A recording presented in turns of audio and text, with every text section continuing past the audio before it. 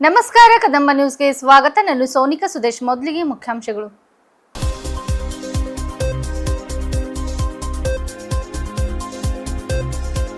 ಭಾಲ್ಕಿ ನಿವಾಸದಲ್ಲಿ ಸಾರ್ವಜನಿಕರ ಅಹವಾಲು ಆಲಿಸಿದ ಸಂಸದ ಸಾಗರ್ ಖಂಡ್ರೆ.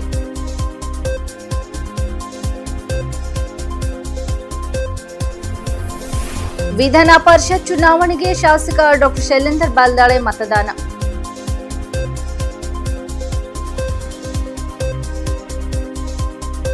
ಭೀಮರಾಜ್ ಸೇನೆ ಸಂಘಟನೆಯಿಂದ ಉಚಿತ ಬೋಧನಾ ತರಗತಿಗಳ ಆರಂಭ.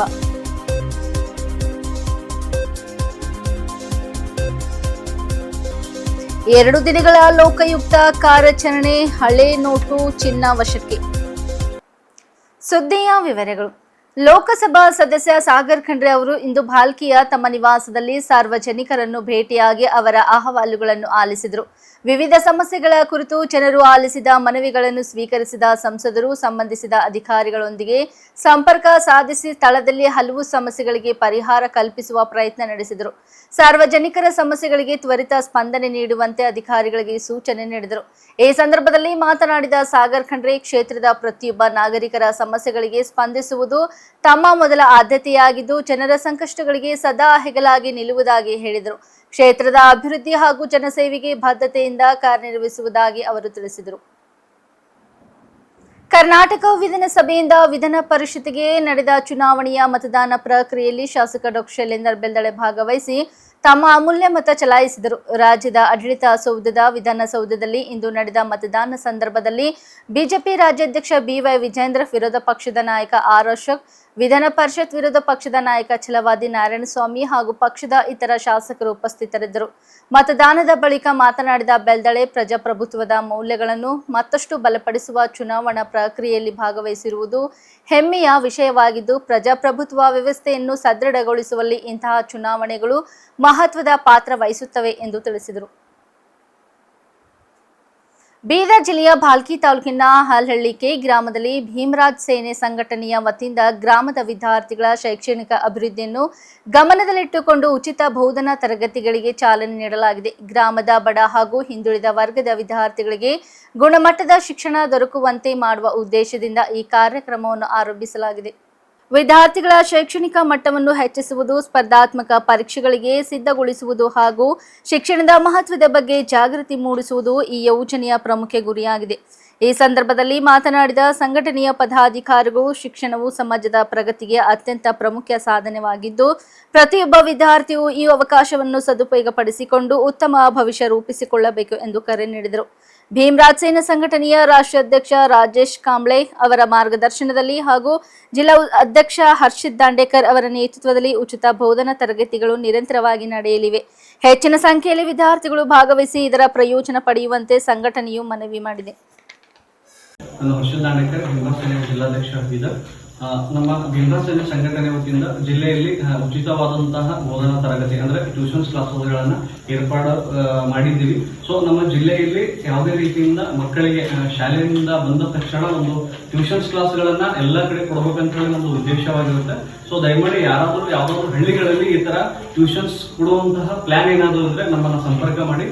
ಆ ಟ್ಯೂಷನ್ಸ್ ಗಳಲ್ಲಿ ಮಕ್ಕಳಿಗೆ ಯಾರಾದ್ರೂ ಟೀಚರ್ಸ್ ಇದ್ರೆ ಅವರು ಫೀಸ್ ಕೊಡುವಂತ ಕೆಲಸ ಕೂಡ ನಮ್ಮ ಭೀಮರಾಜ್ ಸೇನೆ ಸಂಘಟನೆ ಮಾಡ್ತಾ ಇದೆ. ಸೊ ದಯಮಾಡಿ ಎಲ್ಲಾ ಕಡೆನೂ ಈ ಒಂದು ಟ್ಯೂಷನ್ಸ್ ಕ್ಲಾಸಸ್ಗಳನ್ನ ನಾವು ಬೀದರ್ ಜಿಲ್ಲೆಯಲ್ಲಿ ಪ್ರಾರಂಭ ಮಾಡಿದ್ವಿ. ನೀವು ಕೂಡ ನಿಮ್ಮ ಹಳ್ಳಿಗಳಲ್ಲಿ, ನಿಮ್ಮ ಸಮುದಾಯ ಭವನಗಳಲ್ಲಿ, ಯಾವುದೇ ಸಮುದಾಯಗಳಾಗಿರ್ಬೋದು, ನಿಮ್ಮ ಸಮುದಾಯ ಭವನಗಳಲ್ಲಿ ನೀವು ಇದೊಂದು ಟ್ಯೂಷನ್ಸ್ ಕ್ಲಾಸಸ್ಗಳನ್ನ ಪ್ರಾರಂಭ ಮಾಡಿದ್ರೆ ಅದರ ಫೀಸು ನಾವು ಭೀಮರಾಜ್ ಸೇನೆ ಸಂಘಟನೆ ವತಿಯಿಂದ ಕೊಡ್ತೇವೆ. ನಮ್ಮ ಮನವಿದೆ, ನಾನು ಕೂಡ ನಮ್ಮ ಗ್ರಾಮದಲ್ಲಿ ಈ ಟ್ಯೂಷನ್ಸ್ ಕ್ಲಾಸಸ್ಗಳನ್ನ ಪ್ರಾರಂಭ ಮಾಡಿದ್ದೀನಿ. ನೀವು ಕೂಡ ನಿಮ್ಮ ಗ್ರಾಮದಲ್ಲಿ ಈ ತರ ಟ್ಯೂಷನ್ಸ್ ಕ್ಲಾಸಸ್ಗಳನ್ನ ತಗೊಂಡು ಶಿಕ್ಷಣದಲ್ಲಿ ಮಕ್ಕಳು ಹೆಚ್ಚಿನ ಉನ್ನತ ರೀತಿಯಲ್ಲಿ ಬೆಳಿಬೇಕಂತ ಹೇಳಿ ನಮ್ಮದೊಂದು ಉದ್ದೇಶವಾಗಿರುತ್ತೆ. ಸೊ ದಯಮಾಡಿ ಕೂಡ ನೀವು ಕೂಡ ನಿಮ್ಮ ಗ್ರಾಮಗಳಲ್ಲಿ ಈ ಟ್ಯೂಷನ್ಸ್ ಕ್ಲಾಸಸ್ಗಳನ್ನ ಪ್ರಾರಂಭ ಮಾಡಿ ಅಂತ ನಾವು ಭೀಮರಾಜ್ ಸೇನೆಯ ವತಿಯಿಂದ ಮನವಿಯನ್ನ ಮಾಡ್ಕೊಳ್ತೀವಿ. ಜೈ ಭೀಮ್, ನಮ್ಮ ಬುದ್ಧಾಯ.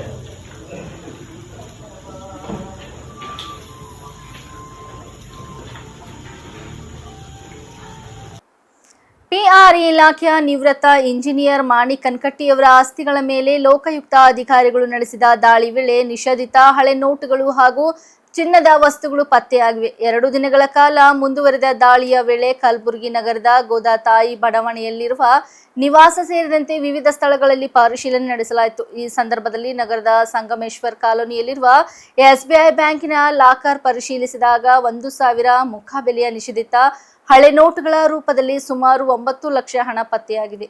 ಇದರ ಜೊತೆಗೆ ಲಾಕರ್ನಲ್ಲಿ ಸುಮಾರು 200 ಗ್ರಾಂ ಚಿನ್ನದ ಆಭರಣಗಳು ಹಾಗೂ ಇತರೆ ಚಿನ್ನದ ವಸ್ತುಗಳು ಪತ್ತೆಯಾಗಿವೆ. ಪತ್ತೆಯಾದ ನಿಷೇಧಿತ ನೋಟುಗಳು ಮತ್ತು ಚಿನ್ನವನ್ನು ಲೋಕಾಯುಕ್ತ ಅಧಿಕಾರಿಗಳು ಜಪ್ತಿ ಮಾಡಿಕೊಂಡಿದ್ದಾರೆ. ಪ್ರಕರಣಕ್ಕೆ ಸಂಬಂಧಿಸಿದಂತೆ ಹೆಚ್ಚಿನ ದಾಖಲೆಗಳು ಹಾಗೂ ಆಸ್ತಿಗಳ ಮೂಲದ ಬಗ್ಗೆ ಅಧಿಕಾರಿಗಳು ತನಿಖೆ ಮುಂದುವರೆಸಿದ್ದು, ದಾಳಿಯಲ್ಲಿ ಇನ್ನಷ್ಟು ಮಾಹಿತಿಗಳು ಹೊರಬರುವ ಸಾಧ್ಯತೆ ಇದೆ.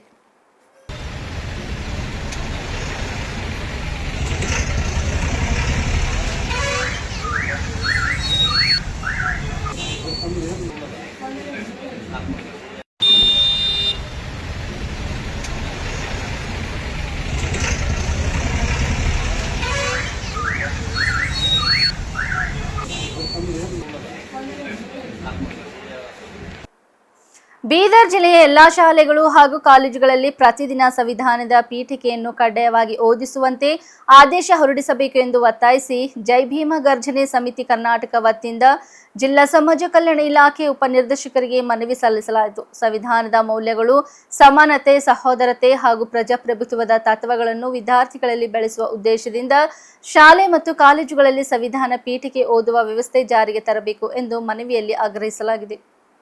ಈ ಸಂದರ್ಭದಲ್ಲಿ ಮಾತನಾಡಿದ ಸಂಘಟನೆಯ ಮುಖಂಡರು, ವಿದ್ಯಾರ್ಥಿಗಳಲ್ಲಿ ಸಂವಿಧಾನದ ಬಗ್ಗೆ ಅರಿವು ಮೂಡಿಸುವುದು ಅತ್ಯಂತ ಅಗತ್ಯವಾಗಿದ್ದು, ಸಂವಿಧಾನದ ಆದರ್ಶಗಳನ್ನು ಜೀವನದಲ್ಲಿ ಅಳವಡಿಸಿಕೊಳ್ಳಲು ಪೀಠಿಕೆ ಪಠಣ ಸಹಕಾರಿಯಾಗಲಿದೆ ಎಂದು ತಿಳಿಸಿದರು.